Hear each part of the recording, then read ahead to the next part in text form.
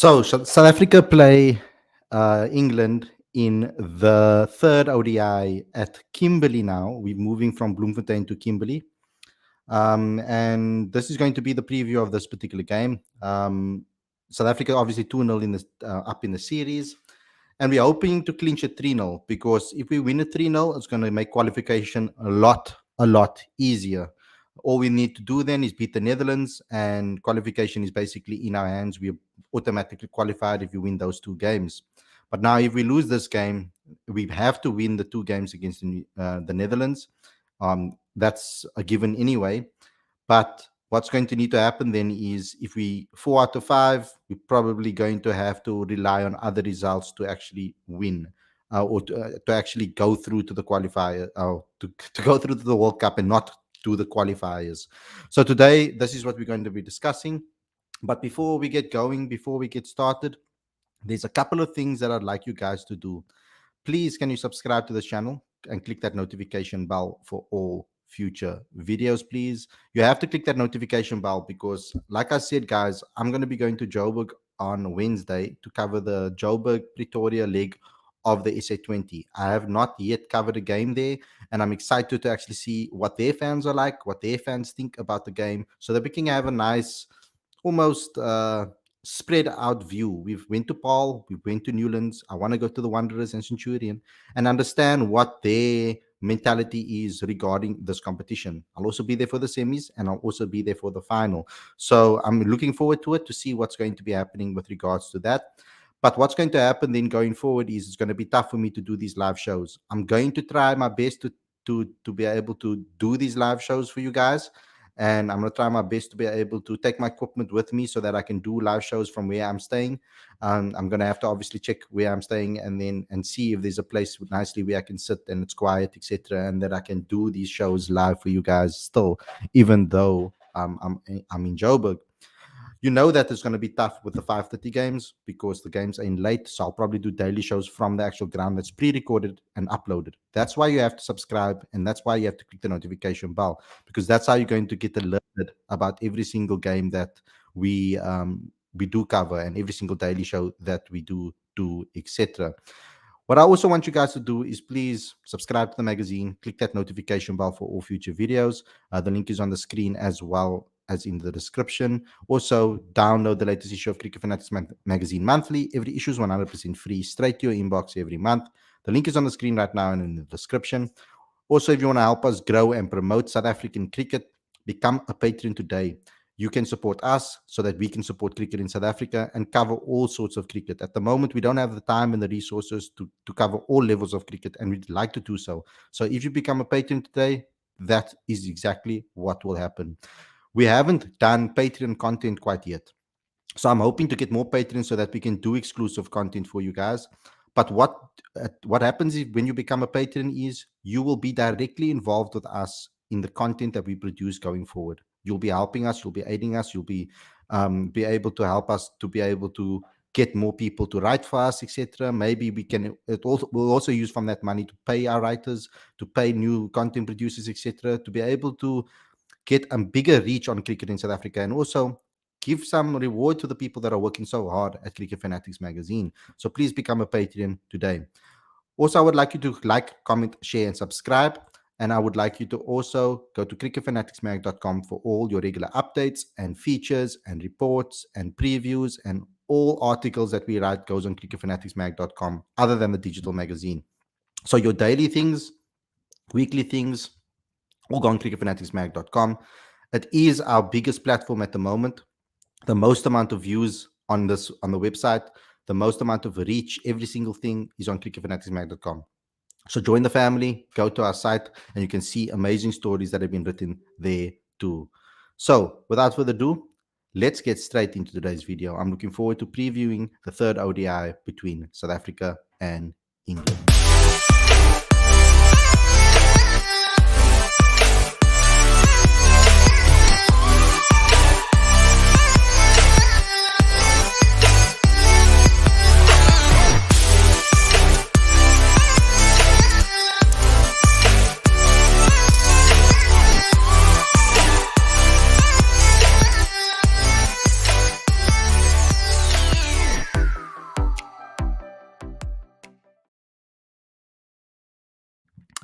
A very good evening and welcome to Cricket Fanatics Magazine. This is your preview show, daily show as well. I'm your host, Khalid, and this is the show where we talk about everything that has to do with the third ODI between South Africa and England. Now, this game will be played at Kimberley. We don't really see many ODI games that were played there. I mean, there's only been a couple that South Africa have actually played there. So it's something that is going to be very interesting to tell what the wicket is going to offer. I have asked around. I've asked around a couple of people, players that have played there, coaches that have coached there, and I'm getting kind of the same answers. I've heard that the wicket it does get a little bit slow. It is a smaller ground with a fast outfield. It does take turn as the day goes along. Generally speaking, I've heard that batting first is probably the best option on this ground. But then the problem will come in with regards to England. England is a type of team that can attack on any single surface. And if it's going to turn and get a little bit low and slower, then our spinners or whoever we're going to have at the ground is really going to struggle with regards to getting the ball on that target. So what's going to be happening is we're going to have to make sure that we pick according to the conditions on the day. We don't know what it's going to offer on the day. It might be a little bit different. We can't always look at history. But when I do look at the scores that have been scored on this ground, I mean, Sri Lanka scored 304 for 5 in 2012 over here. We've got Pakistan that scored 300 for 6 against Sri Lanka in 1998, but that was a very long time ago. This is in ODIs, guys. South Africa also scored 299 against Sri Lanka in 2012 in that same match. So it's showing you that it is a 300 plus pitch. And knowing England, you need to go, if it's a 300 plus pitch, then you need to go close to 400 if you really want to win this match. That's just my assessment of it so far. Sri Lanka also played Pakistan in 98, like I said, twice. Oh, no, it's the same game, sorry. You also have New Zealand versus South Africa in 2000. Let me go by the last game that was played here was South Africa versus Zimbabwe. Zimbabwe were bowled out for 117 and South Africa scored 119 for 5. In this particular match, it's obviously the latest match that was played there from an international perspective. In this particular match, you can see that wickets were taken and wickets fell quite quickly. Ngidi was very, very good on this day. He took 3 for 19. Um, but Tahir also was exceptional, but so was Mulder and Pechlekwayo, who are more medium pacers. But on this day, everybody really took wickets. Kagiso Rabada took 2 for 34. Lungi Ngidi took 3 for 19. Vian Mulder took 1 for 19. Pechlekwayo 2 for 22. And Imran Tahir 2 for 23. When it comes to batting, it was Heinrich Klaassen that got the highest score with 44. But from their perspective, Chatra took 2 wickets and Masakatsa took 2 wickets. So this is going to give you an indication on what it was like. Aiden actually opened the batting in that particular game. So it does give you an indication of the fast medium paces that actually do well on this particular wicket. So I'm thinking like the likes of Magala. I'm thinking of the likes of Lungi Ngidi. I'm thinking of Kagiso Rabada too, who can change, who has amazing control. I'm hoping that he obviously starts off well. If he does get an opportunity to play as well. But the slow left arm orthodox type of bowlers as well, very successful on this particular wicket, the wrist spinners, etc. So dependable on the day, dependable on what the wicket's going to look like on the day. They're going to have to decide what they're going to do. Can they play 2 spinners? Can they play the extra all-rounder? All of these type of things, very important to think about all of these things going into this game. We know by now that Shukri Conrad is the type of guy that looks at the wicket, assesses the wicket, and then he picks a team accordingly. That is something that we know already from the first 2 games that we've seen. I mean, a lot of people didn't like the fact that Magala was rested, but I think that it was a great move if this is going to be the type of wicket that I've heard it's going to be. Fast outfield, very important to know that. So if you find the gaps, etc., in the field, it might bobble at first and then go to the outfield and then it's race to the boundary. So it is smaller ground than Bloemfontein, of course. So it's going to be a lot easier to maybe play shots, but it all depends on when you're batting first, when you're bowling first. So it's going to be a very interesting game to watch and to assess when I'm coming to that particular analysis. So it's very difficult for me to pick an 11. But there's one thing for sure, as you can see in the title. So Sander Magala, in my opinion, has to play. He's been rested he was rested in the previous game, and I think that this is the perfect conditions probably for him. He hits the deck hard. He's going to make it hard for batters to hit him out the park. That's the main thing. England is a type of team that plays a very attacking brand of cricket. We saw that they didn't change their ways when they got going. They kept pushing forward. They kept trying to clear the boundaries. What's very important though is for us to stop them from being able to clear the boundaries, etc. We're gonna have to trap them in the crease. We're going to have to make it difficult for them to open up and free their arms and smack the ball straight down the ground for six. Where I think it's very short boundaries, like I said. So we're going to have bowlers that have control here. I would even consider maybe dropping one of the all-rounders so that we can have a little bit of a longer bowling attack so that we can make sure that we can handle them, especially if our top six can perform and our top six can play like they did, just a little up a notch. For example, I would like to see Markram convert, go deep into the 50s. I would like to see Rassie van der Dussen maybe kick it on when once he's made his half century rather than first going to his century and then kicking on. I know it's maybe a little bit more unselfish to do so, but I think that the team needs that. We're gonna need Pavumas to be informed like he was in this game. The way he approached the game in Bloemfontein in the second game and in the first game was phenomenal. What I liked about it is he didn't change his mentality going from the first game into the second. He played with the same attacking mindset. He played with the same shot selection. He freed up his arms, found the gaps, ran between the wickets hard. He was cramping because of that. He was running running hard.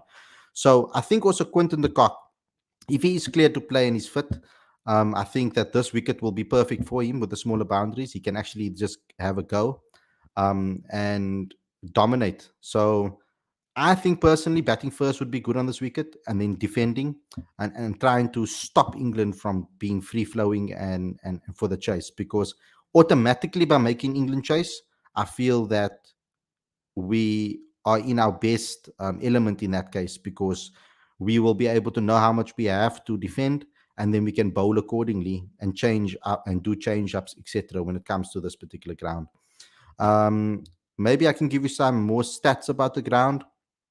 Um, the most wickets on this ground, for example, um, in the history of Kimberley.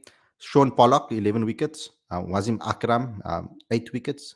Kagiso Rabada, 6 wickets. So the fast bowlers have been successful here in the past. So the Rabadas and the Nokias are going to be very key. But when you look further, you also have your Jock Callises on this list. And you also have your Ngidi on this list.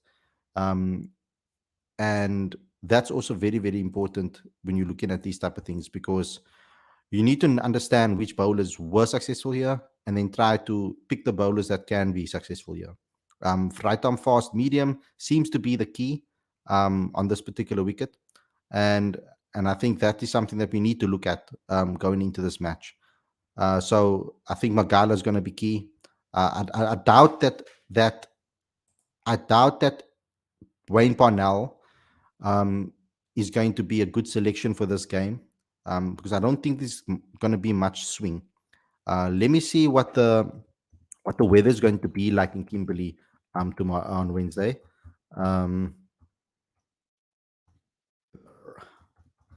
So that we can get an indication of what is going to be happening. So there is some rain predicted on Wednesday, which is interesting. And it's also going to be very humid and 29 degrees. So we might see swing. I hope that we get a game. I don't know what happens if this game is rained out. What's going to happen to our qualification chances? It's going to be really, really sad if we get knocked out or if we get have to play qualifiers because it was raining. But that is a very South African thing. It's a very South African thing for that to happen, of course.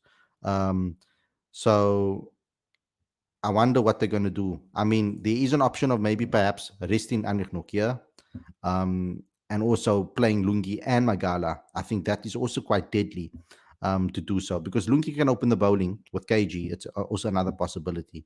I do think Marco Jansen needs another chance. If it's smaller boundaries, he can really let free his long levers and try to smack that ball out the park, whether we're chasing or whether we're batting first. And I think that he really showed some mettle. He really showed some BMT in the last game. So I'm very interested to see what the lineup's going to be. It makes it difficult for me to obviously predict and try and pick a lineup when I don't know what the conditions are at the ground. We haven't had the press conference quite yet to get an understanding of what the players think about it. They also don't have much time to actually assess the situation. But this is obviously a day game, and it's going to be at 1 o'clock. So the pitch might start even spinning from the start, if there's no rain around and the sun is baking, of course. So it will get harder and harder to bat on, apparently. That's what I've, or not harder and harder, it will get lower and slower to bat on as the day gets by and as more heat gets on it. But according to this particular weather report, it does look like the morning. Let me just check the exact hours of when it will rain and when it won't. um let's see. Kimberley on, let me start with daily first, man. What are you guys doing? Showing me the wrong stuff here. um on Wednesday, we are looking at, there is a 40% chance of rain and storm, apparently. um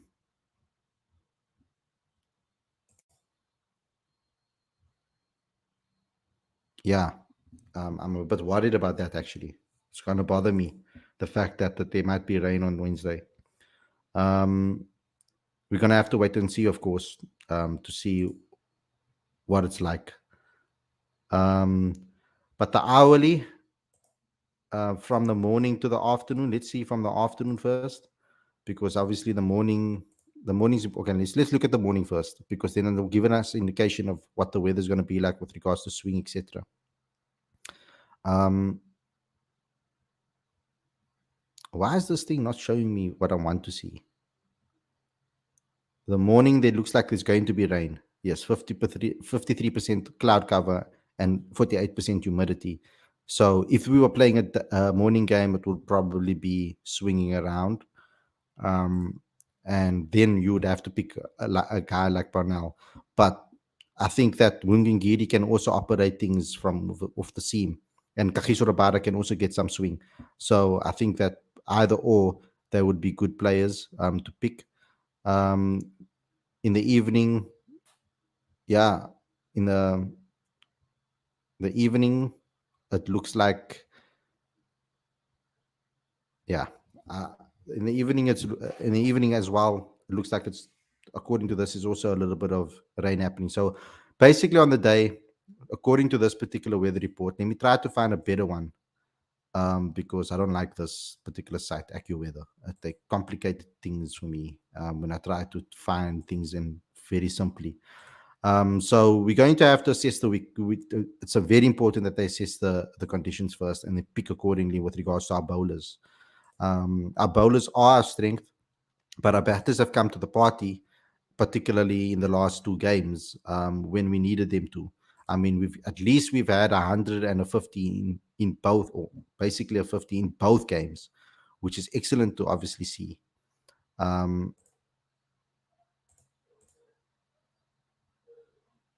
da, da, da, da, da, da, hourly on Wednesday. Okay, so around about 1 o'clock. Okay, so this is telling me that at 4 a.m. overnight, the morning, from 7 o'clock to about 8 o'clock, 9 o'clock, it's going to rain. Then the clouds are going to clear up and it's going to be about 24 degrees with a humidity of 65% and 24% precipitation. Then right until 1 o'clock, it's going to rise. The sun is going to come out. It's going to bake a little bit. So my assessment is correct. But they are predicting that around 4 o'clock, so obviously for the round about the second innings, that rain is going to come back again. And it looks like it's going to be that way right up until 7 o'clock the evening. So I think this game is going to go on much longer than we expect. Um, DLS might come into play, but every single time I look at weather reports, they always prove to be wrong. So I'm not going to necessarily go on this wholeheartedly. Um, but when it comes to swing bowling, The best player that we have in our team with regards to spin bowling is Wayne Parnell. So I think they're going to be looking at this, because if there's rain throughout the day and the rain's coming back, then either innings it's going to swing in at the power play, I think. So, and if it's going to get a little bit lower and slower, I think Wayne Parnell will be a very dangerous player. So what I want to know on this particular show is right now from you guys, because I don't have any callers that are calling in on the show today. I haven't really heard from anybody to say that that they're going to call in from the panel's perspective. So what I want to like to know is what you, knowing this information about the pitch and what I've explained about the pitch in Kimberley, what do you guys think about the lineup? If you come to the morning and it's going to be a low and slow pitch, and it looks like a good batting wicket to bat first, and you go into this match, say we lost the toss, um, or we won the toss, how are you going to navigate both? Because the team needs to be selected for both outcomes, whether we chase and whether we bowl second or whether we bowl first. So the balance needs to be right in the side. So I would like to know what your guys' 11s would be. So throw it in the live chat. I'll read it out on the screen. I'll wait a little bit for you guys to go, so that I can see what you guys have to say about this. It's very important that I know this from your guys' perspective, because I like to hear what you guys have to say about your 11s, etc. So I'll wait a bit, guys, for you guys to put your ODIs in the live chat, so I can read it live on the show. While you guys are doing that, I'm going to put up on the screen right now the standings, so that you guys can have a look at what. Push the wrong button again. So you guys it's looking, and it's also load shedding here, guys, again. So it's crazy that we get so much load shedding. I'm sick of it already. So when it comes to the standings, I'm going to put it up on the screen right now so you guys can see where we are sitting at the moment. So New Zealand's at right on top with 21 points. And India obviously qualified already because they're the host of the tournament. Pakistan is third, England is fourth, Australia is fifth, Bangladesh is sixth, Afghanistan is seventh, West Indies is eighth, and South Africa on ninth. So we've moved up from 11th. We were 11th before, we've moved up now.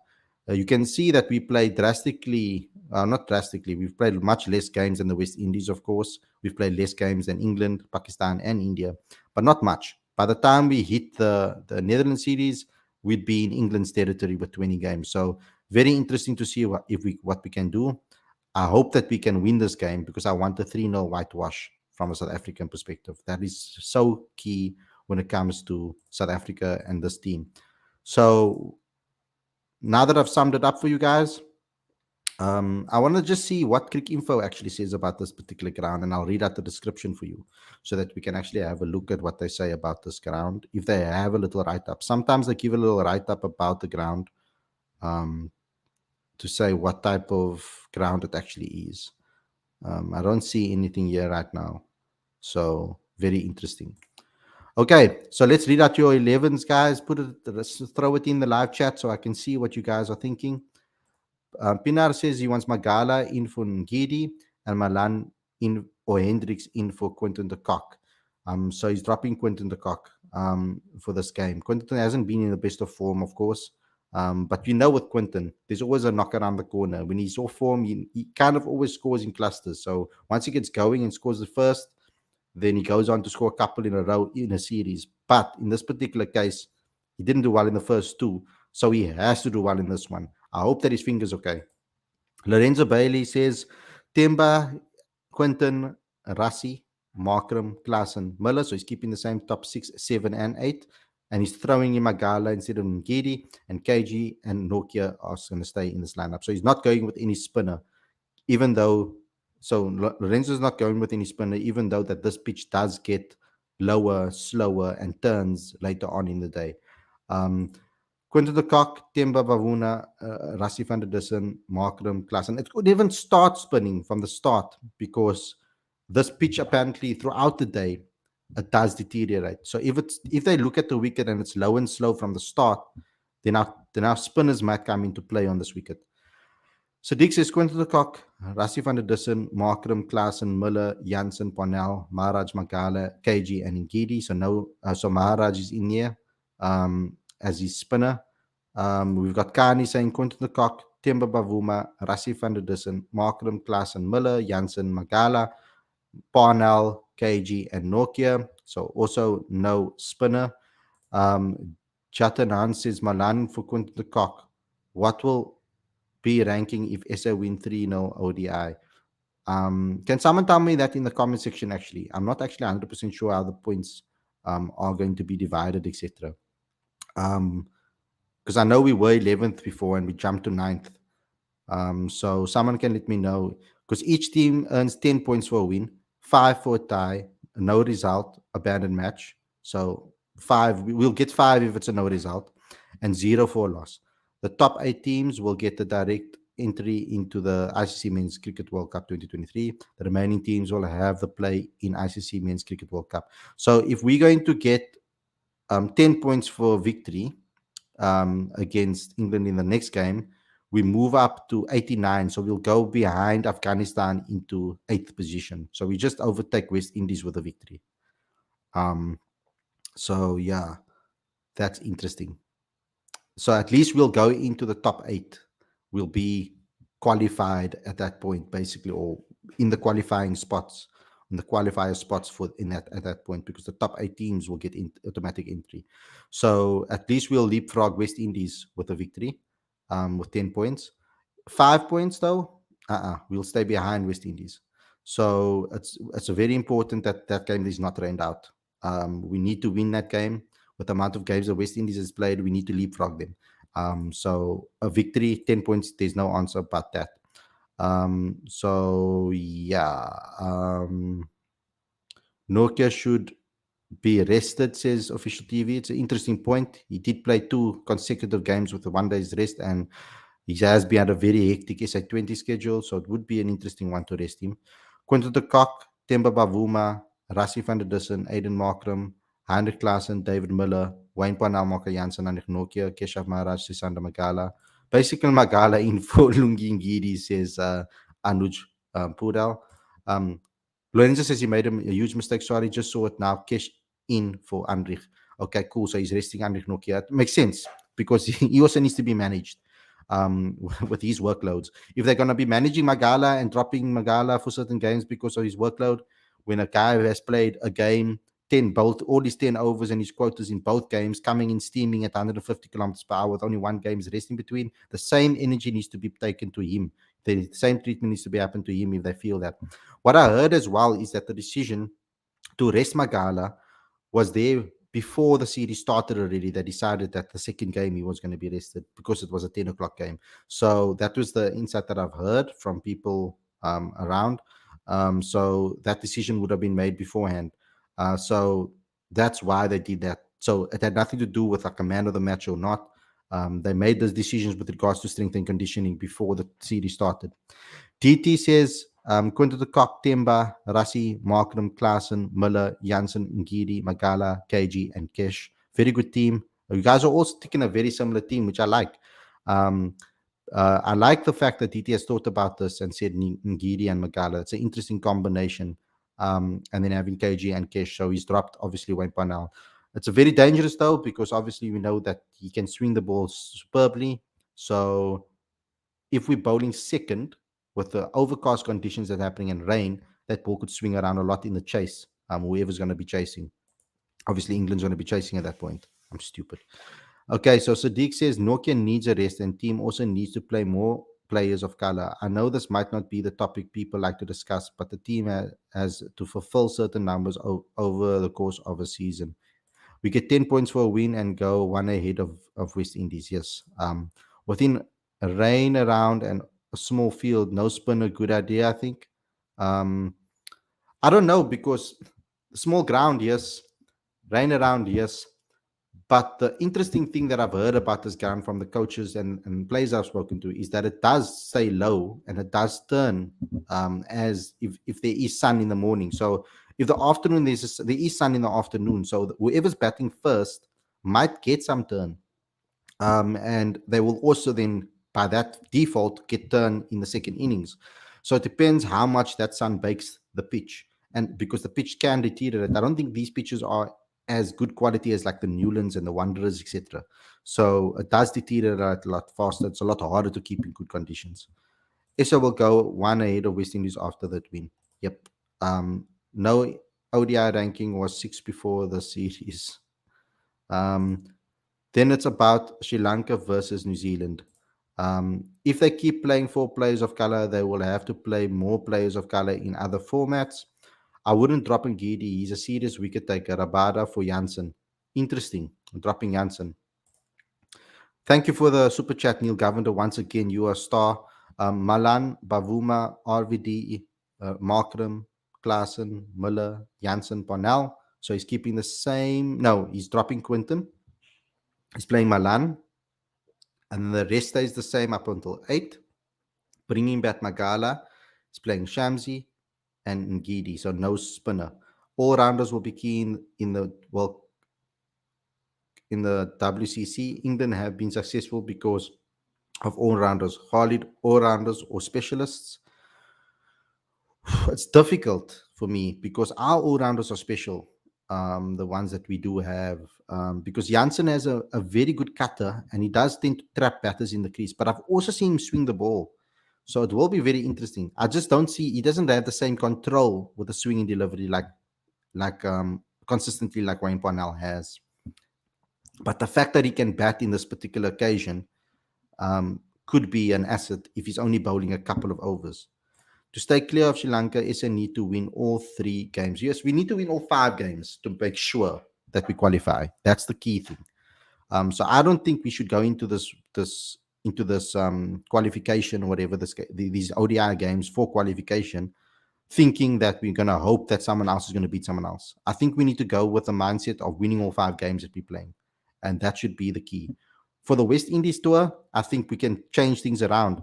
And according to Sadiq, with regards to the numbers, that might be a good series to maybe push some numbers and try to fix the transformation numbers for the year. They can really stack that team with players of color. Interesting to watch Janssen develop on the road to the World Cup. Could he move to 6th and Miller move to 5? I wouldn't be that brave. I think 7 is quite high for him. I would have me easing him into the team. I would have him at 8. But at the moment, we don't have a Dwayne Pretorius or 7. We don't have George Linder in the team either, so we can't have someone like that can spin at 7. So that's also very interesting. I'm gonna get a caller on the show right now. I'm just gonna send him the link. Where is it? Here we go.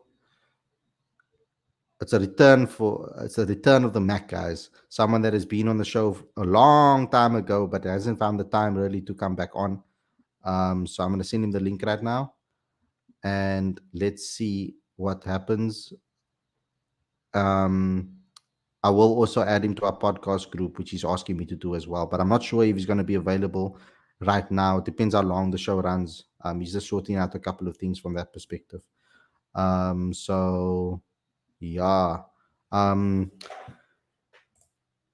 the Cock Thumb for Quinton the Cock Thumb for Hendricks Malan, Magala for Ngidi, Rabada for Nokia. So interesting. To win the last game, we need Nokia, says Burton. Spinner surely plays in any limited overs game, regardless of the wicket or ground. Of course. That's what South Africa always think. They very soundly play all seam attack in any format. They most of the time they go with a spinner in the team. SA might get overrate penalty. Could possibly. Where would you rank Miller amongst SA's best white ball players? Like 2, 1. Like between him, for me personally, between him and Rassi at the moment. Although I feel Rassi can like improve his strike rate, etc. Because that is something that he has been struggling with. He kind of gets bogged down and he can put us into some trouble, especially if he gets us to like a 200 and 250 and we're looking to push on to 350. He could lose his wicket and then be in trouble, having to a new batter coming in at a critical time to try and push us forward with it when his eye is not in.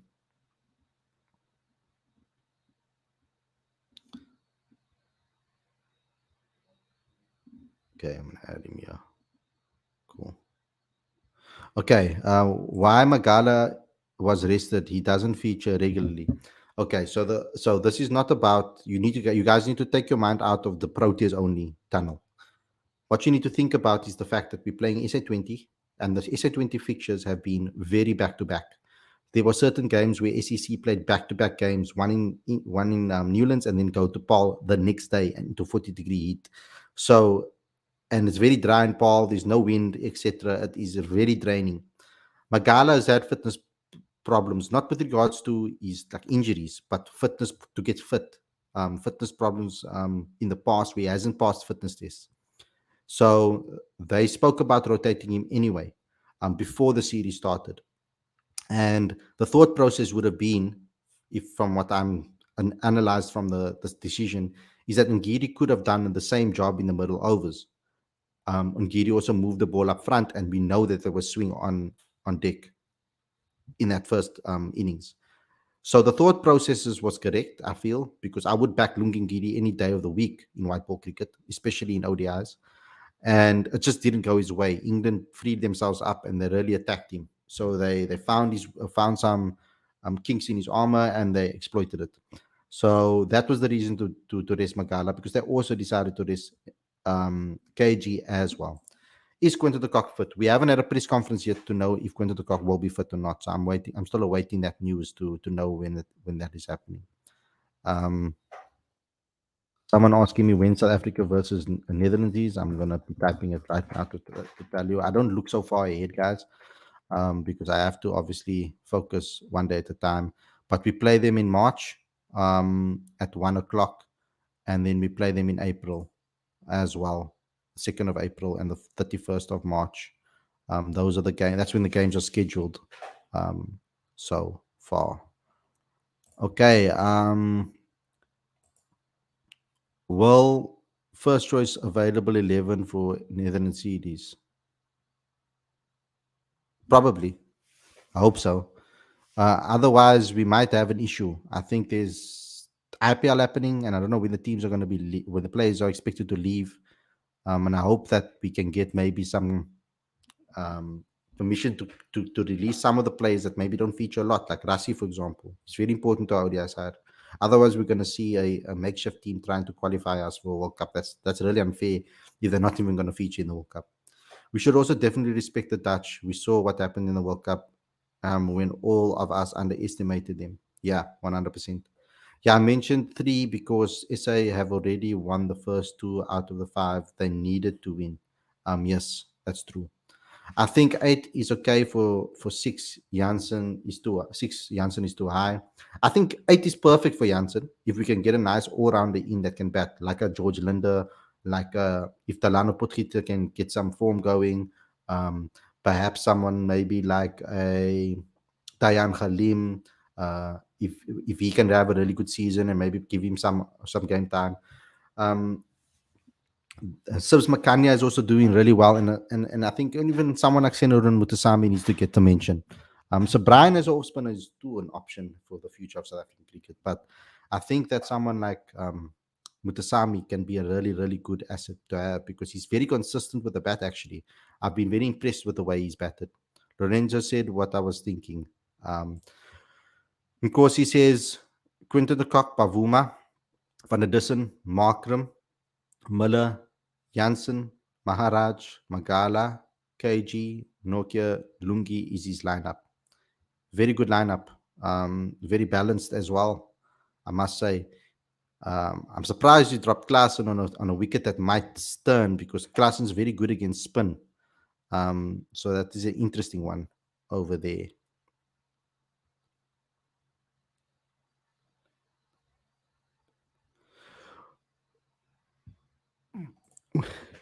When will we get a marker 100 in ODIs? I have no clue, guys. I've been waiting for a very long time for a century from Aiden Markram.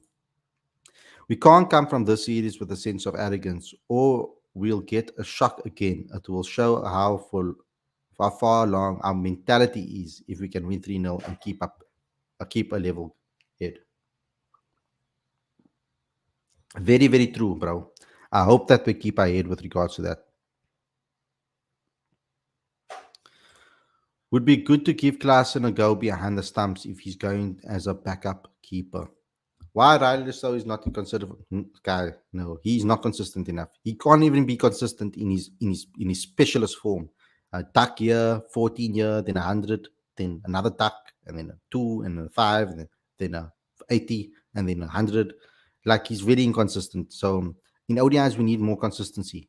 We need players that are averaging 45, 40, 45, 50 in this team. Ethan Bosch at number 8. Um, that's also another option. I'm a big fan of Ethan Bosch, by the way. I haven't interviewed him quite yet, but I will get him on the show. I was just waiting for him to do some things in domestic cricket and really get his scores up, really get his average up, really show his mettle with the ball. And then I was going to ask him a couple of questions and get him on the show. I think what would be nice is after the SA20, I'm going to contact him and see if I can bring him on. Khalid, I feel sorry for Malan. I mean, he averages over 40. I do feel really sorry for Malan. I'm really, really sorry. I am a big fan of Yanaman Malan, but we can't ignore the flaws that he does have in his game, particularly against spin and against swing. He needs to work on that. Somehow he needs to get better at that. Like I said, he did improve, but he learned a way to survive against spin, not how to attack spin always. Sometimes when his eyes really in, he can really have a go. But generally speaking, he does look a bit uncertain when it comes to that. And on a low, slow wicket like this, it might be very tough for him to be able to score runs. Like it's a confusing wicket because from what I've heard, like it's a slow wicket as the guy goes. It gets low and slow as the heat hits the pitch, and it deteriorates more later on. But there's a fast outfield as well, and there's shorter boundaries. But also the field is not the from someone that actually went to the game recently. I played their last game. They said that the field wasn't in the best of condition and it bobbled around a lot, but the outfield was fast, which is very interesting. Hey man, I'm late. What did I miss so far? I think I would start Magala tomorrow. We will have a day off on Thursday, anyways, and be back for the province on no, oh, back for SA20 on Friday. Bro, if they rest him in this match, then it doesn't make sense. I could understand because with the one day rest in between that they rested him for the last game.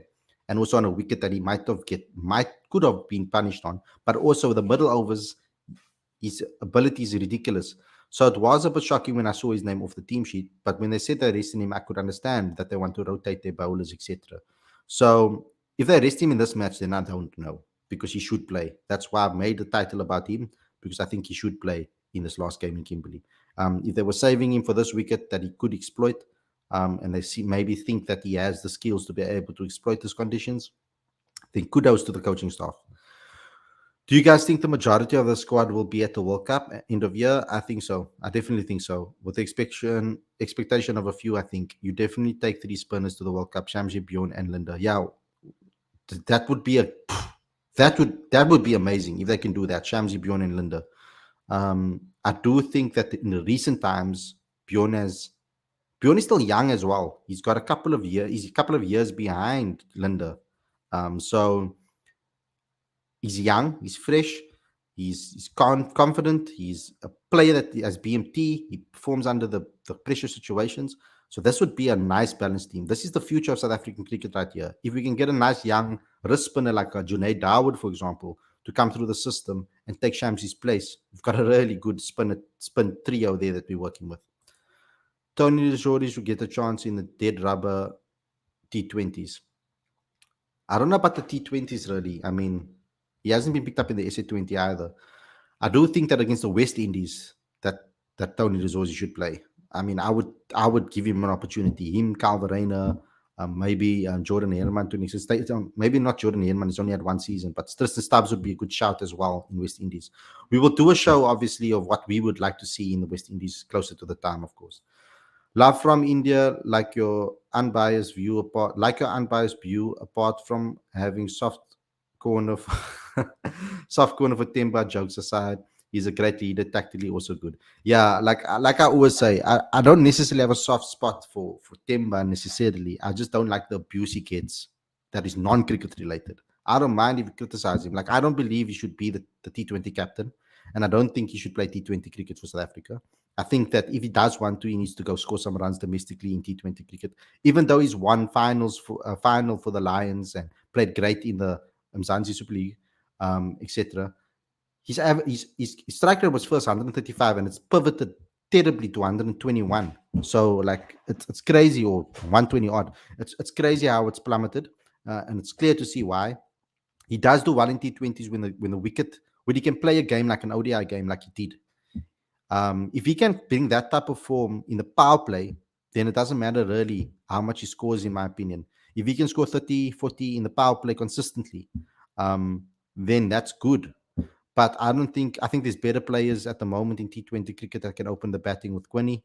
If that's going to be your opener in the World Cup, I mean, so in a T20 game. But I don't think he should play in T20 cricket. I think he should focus on the white ball and red ball cricket, where our next generation of stars are most likely going to see some game time. Now leave Riley at T20 as that's his format. That's his format. You don't have to be consistent in especially as a batter. Yes, like I said earlier on when someone asked about Riley the and why he's not there. He's not consistent enough, and we need a number three that is consistent in ODI cricket, like Rassie van der Dussen, for example. I think either Malan Hendricks drops out the squad if they take only 15 to the World Cup. That is very possible. I like Malan. It's a pity that he really struggles against spin. When he is on song, he's good. He's amazing to watch. He hits the ball so hard. He's a powerful cricketer. Khalid, I agree with you with his problem against spin, but against swing, all our batsmen struggle. Yeah, all our batsmen do struggle against swing. That is very, very true. But we need to sort that out somehow. And I'm sure Shukri Conrad will have something up his sleeve with regards to a batting coach that can help them with that. I feel the selectors are unfair to Calvarena. He scored 95 against Netherlands in 2021. It is a bit unfair, but with the way that South Africa want to play cricket, they're obviously looking for guys at the bottom end that can really strike the ball. If Calvarena wants to play ODI cricket for South Africa, he can't bat at 6, in my opinion. I think he needs to bat at 4. That would be a nice, or maybe at 3. I think he needs to focus on trying to maybe move up the order so that he can have more time to settle in and score runs, because that's when he's at his best. And also he's also at his best when the rest of the team collapses early and he comes in. That's his most consistent big scores that he scored has been in those type of scenarios. Khalid, the brain is very similar to Markram.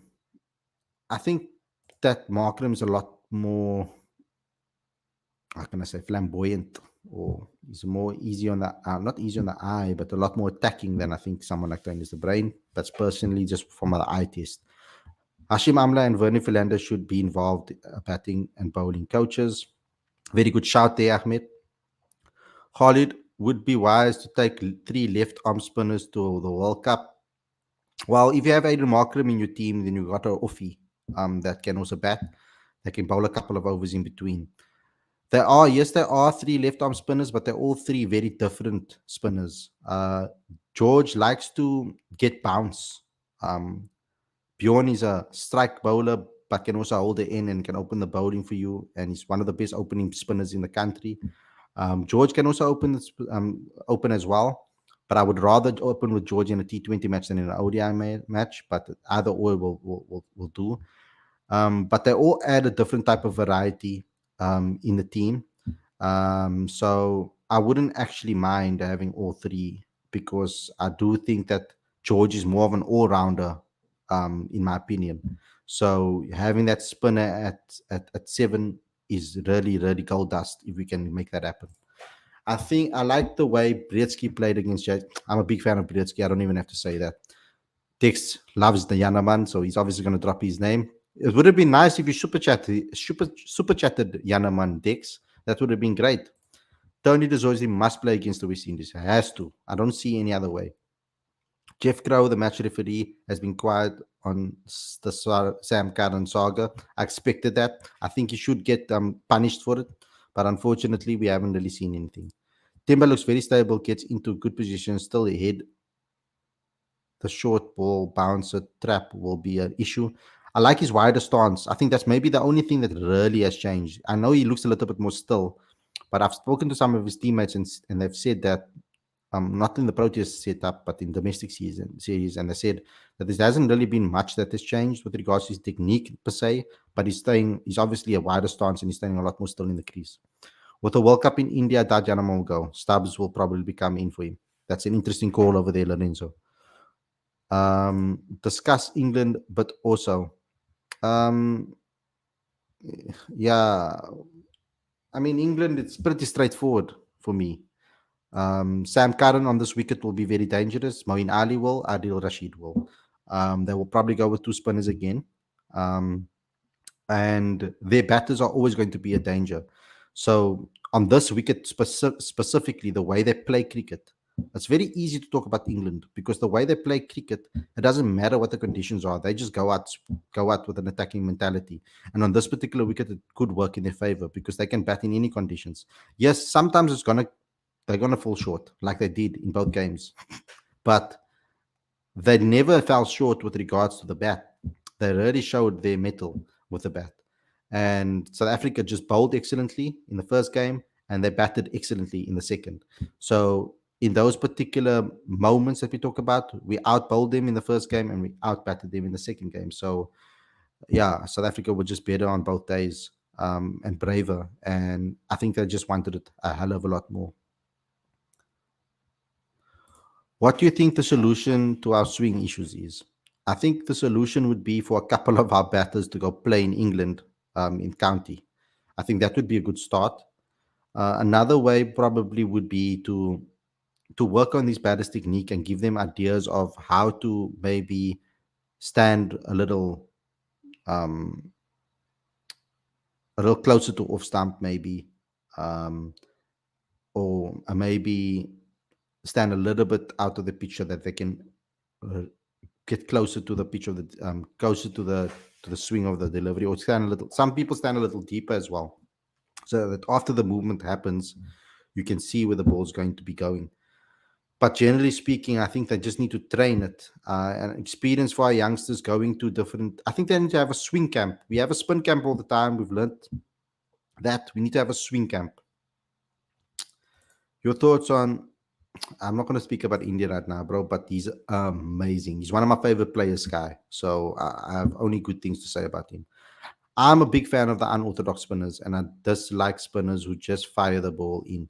Do we have any leggies on the horizon? Like, I think Junaid Dawood is someone that's a spinner that's coming through the system. Um, that I think is really talented and he has a very good mentality when it comes to not big matches, but dedication and and hard work is in his mantra. He's also a student of the game. He constantly, when he's with people that are older than him or legends of the game, etc., he's constantly asking questions to try and learn how he can improve. I'll tell you a little story about Junaid Dawood at the MSL when Nelson Mandela Bay Super Giants were here. Um, Imran Tahir was a part of that team, and he was doing a little work with I think it was an exchange student from England, teaching him some things about wrist spin. And Junaid Dawood heard that Imran Tahir was going to be there. He came down to the ground and asked Imran if he can join the session. He had a long conversation afterwards with Imran about wrist spin and how to improve his game. And the one thing about Junaid Dawood is he's a wrestler, and then he goes and practices it and practices it and practices it, and that's just his mentality. Please do an interview with AB de Villiers. That's very tough. I've done 2 interviews with AB de Villiers on this channel already.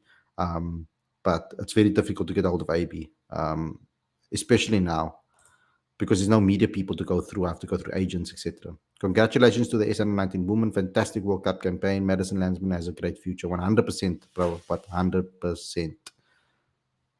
What high chances we play both Kesh and Samsey?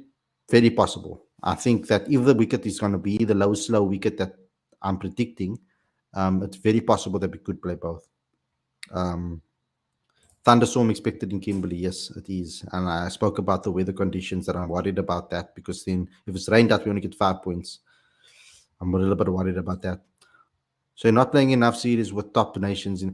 Guys, I want to actually mention this. It could be actually good for, and it's a little bit of a controversial thought, and you guys might hate me for saying this.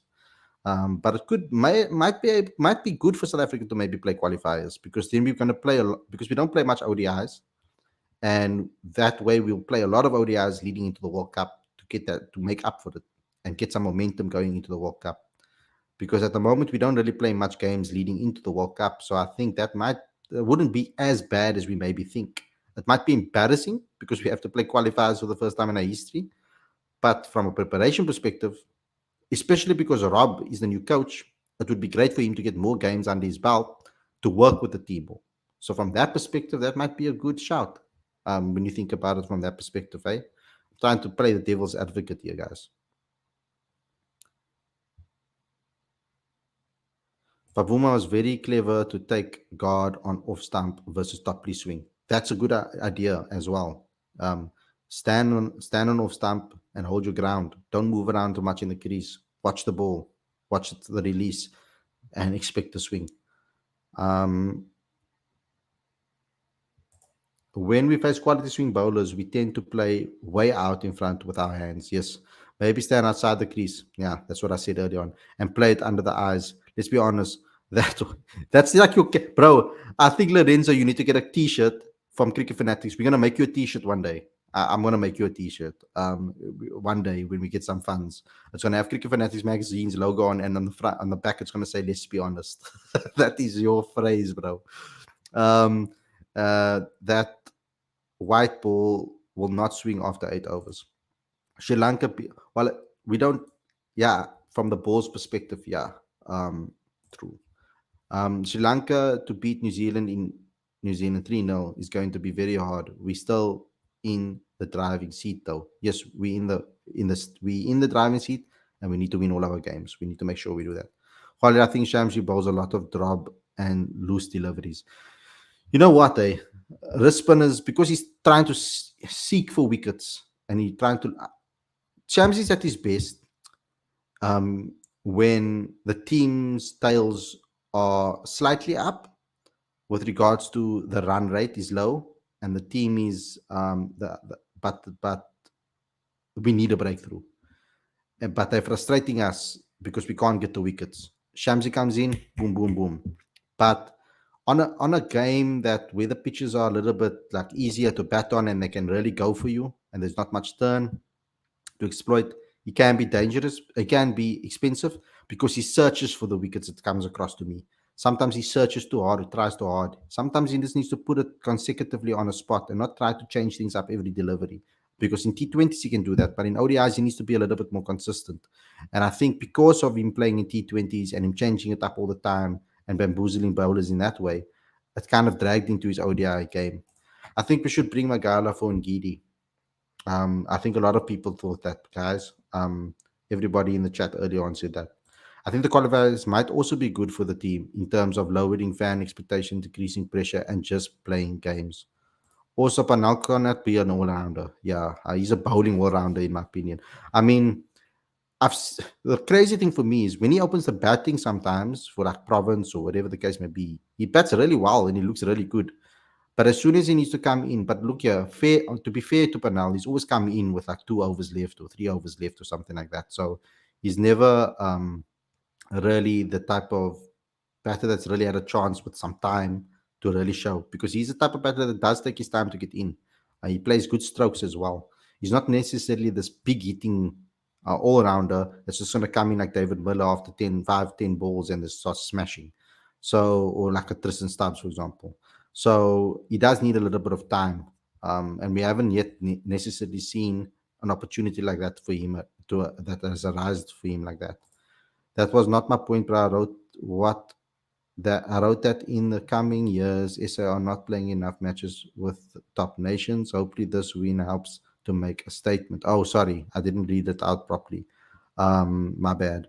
We don't play enough games against top nations. We need to definitely change that. We should win the next match to reach pressure. Yes, we do.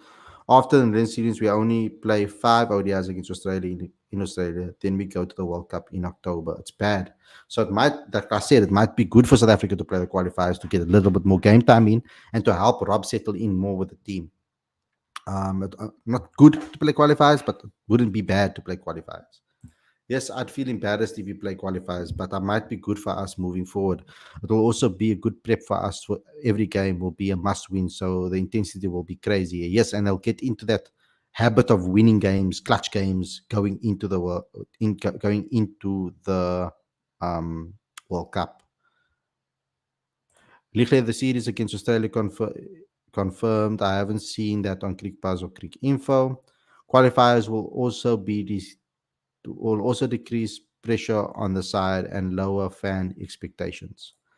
I would like for SA to stick with Klaassen, a very attacking and positive batter with a decent record in white ball. I like Andy. Andy Klaassen has grown on me. Um, his attitude has been really good for the Proteas. When he gets dropped and he comes in and he really goes for it. Commentator said Shamsi action causes him problem to bowl. It's not looking good for West Indies at I mean, it's almost guaranteed that they will play the qualifiers. It's a it's no guarantee that they will go through in qualifiers. Imagine them missing second time in World Cup. Rafael, I remember you about the t-shirt.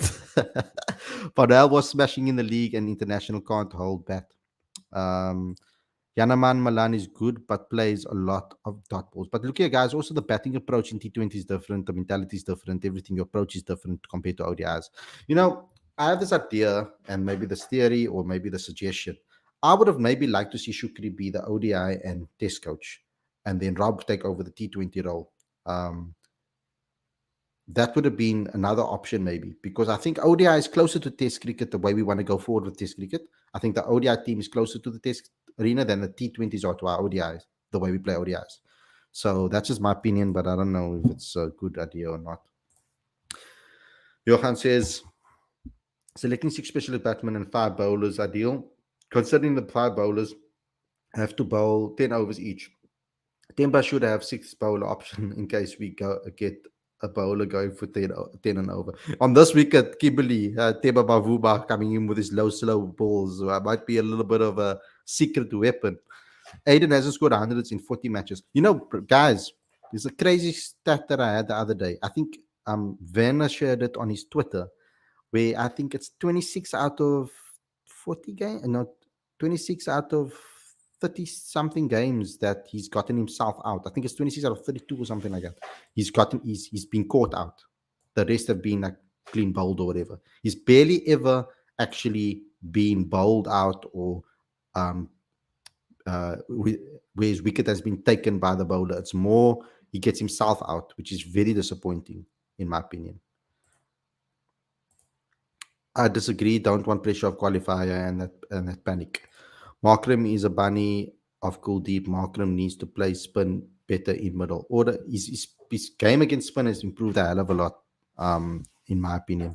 I think you should make that shirt for Lorenzo to say merch every time. Yeah, oh, okay, so you watch. You obviously watch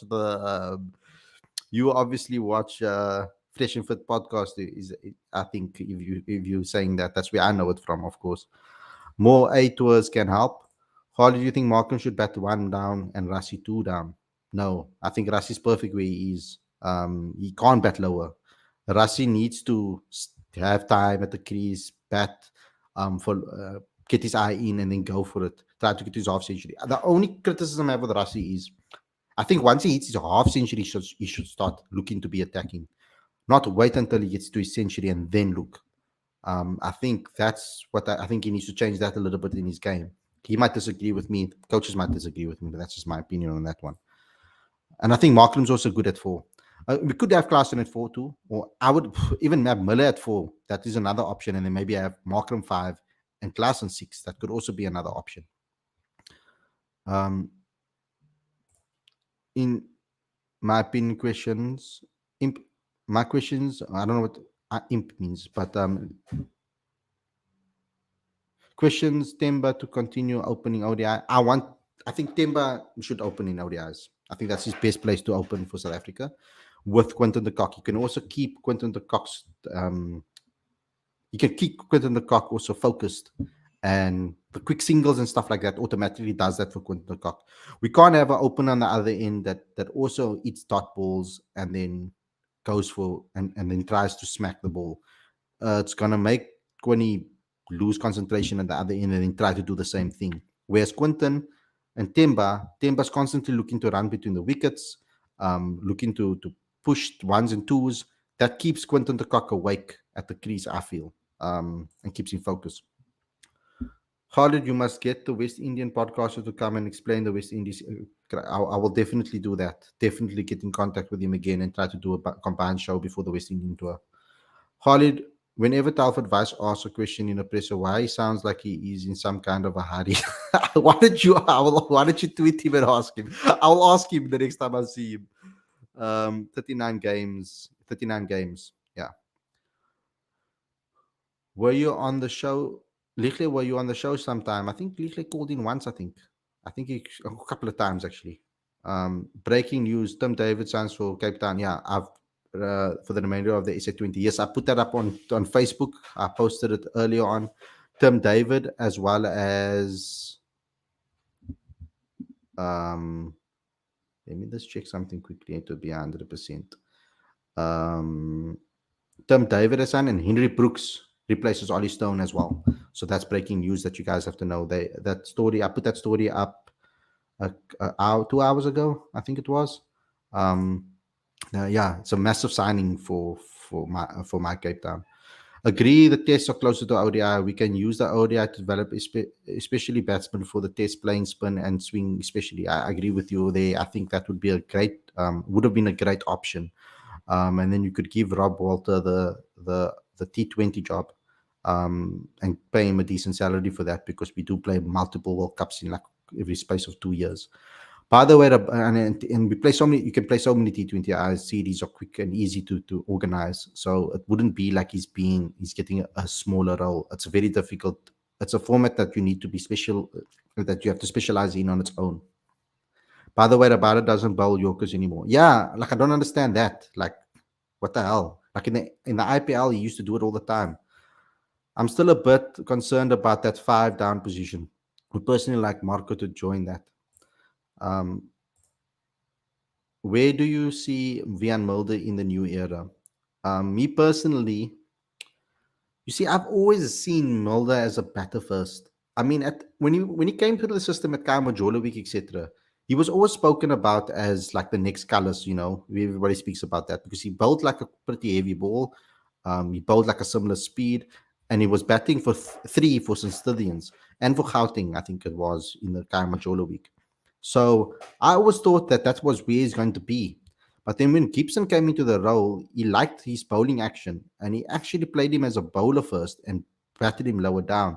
I don't think Vian Mulder's the type of player that comes in and hits like Dwayne Pretorius. I actually think he's closer to a 5 or a 4, where he can actually play strokes and take his time. Look at the SA20. He's batting at 3 at the moment, and he's really doing exceptionally well with the bat when he has more time at the crease to actually settle himself. Rassie van der Dussen should bat 3, in my opinion. Yes, important. Oh, that's what it means. My bad. I need to learn. You guys need to teach me and educate me here. What about your death bowling? Where can we improve? I really honestly thought that with the introduction of Shah Langeveld, that he would be able to coach these boys on how to bowl better at the death. I've seen Lungi do it. I've seen Anich do it. I've seen KG do it. So I've seen Marco Jansen do it in T20 games. So we do have players that have done it for other teams. I don't know what happens with regards to the Proteas. But that's something that we definitely need to improve. I think we need to improve and get our players to be able to bowl more Yorkers more accurately, and work on that, because the Yorker delivery is a key delivery when it comes to everything. Khalid, bring Tienus van Staden on the show. Possibly I could do so as well again. I've had him a couple of times on the show already. It would be nice to actually catch up with him and see how things are going in his world. He's very in the know, and he always breaks a lot of good big stories. So yeah, I'll try. I'll give him a message and I'll try. Maybe after the series we can have a little chat. Maybe actually what I'll do is I'll try to get in touch with him when I go to Joburg, and have a chat with him there. That's a very good idea. Thank you for the idea for my daily show. I'm going to do that. Do you think Riza should be given a chance before Milan if Quinton de Kock doesn't play? Well, I do believe that if you're averaging high, you should be picked ahead of the guy that's averaging lower than you. Um, I do feel sorry for Riza Hendricks because he's been mistreated a lot for South Africa. So on that alone, he does deserve to play. But Yanaman Malan averages 47, I think it is, in ODI cricket. So he should be the next in line if Kone or Temba isn't available. Gibson messed Mulder up big time. Mulder is definitely a far better batter as a bowler. Agreed. I'm sure Shukri will hammer on that when he works with Mulder. 100%, I'm sure of that. I'm surprised that the Pretoria Capitals have not dropped Shane Dashwell to play Marco Mere. He's been horrible. I was surprised that Shane Dadswell got picked ahead of Marco Ebane, actually. It was surprising. Magala, but Shane Dadswell is a decent cricketer, but I mean, Malcolm Maria has been there, done it, you know. Magala is the best Yorker in SA at the moment. That's why he plays ahead of Ngidi at the moment for me. Yeah, interesting, interesting call on that. Let's smash the like button, guys. Please do, please do. Where were you during the 2015 World Cup semi-finals between South Africa and New Zealand? Where was I? I was watching it at school, at university. I was watching it. No, actually, I watched it here at home. That's where I was. I wasn't in cricket then. I started in journalism in August 2016. So I wasn't in cricket then. 2015, I was still studying, etc. Do the Proteas have a team psychologist on the technical team just to help them with the mental blocks? It's not. If not, it's essential. Um, they don't yet, but they really, really, really want to include it into the setup. If you watch my interview with Shukri, he mentions it in there. I actually asked the question to Enoch in the first press conference. Another journalist repeated the question to Shukri, which I already answered in my exclusive interview, by the way. And then I asked it to Temba to get an understanding of what the players think about it. His answer was a little bit different. He said it would be more of a choice from the player's perspective if they want to go to the mental conditioning coach or not. I wonder what Dean Alga is thinking about his future. I wonder what that conversation was like because David Miller, I mean, Shukri Conrad said he's going to speak to Dean Alga about captaincy, etc., and where his head is at. So I'm interested to hear what that conversation has been about. Guys, thanks a lot for tuning in. I hope you guys enjoyed this video. Smash the like button, please, and click that notification bell for all future videos. Also, download the latest issue of Cricket Fanatics magazine monthly. Every issue is 100% free, straight to your inbox every month. Link is on the screen as well as in the description. If you want to help us grow and promote South African cricket and you want to help us as a company grow, please become a patron today. There are different tiers, affordable tiers, medium tiers, and expensive tiers for you to follow. If you know any sponsors, you want to put them in touch with Cricket Fanatics Magazine and help us sign some sponsors, send us to our sponsor page on Patreon. There's an option for them to invest into Cricket Fanatics Magazine. So please go ahead and do so for us to go find those guys. Let's get some money. Let's get more content, get better interviews, get better content, and really push ourselves forward as a family. Also, smash the like button, comment, and share. And go to cricketfanaticsmag.com for all regular updates, reports, reviews, features, etc. Thank you, everybody, for tuning in. And I will see you guys very, very soon for another daily show tomorrow. In fact, stay safe and enjoy the rest of your evening, everybody. Peace out.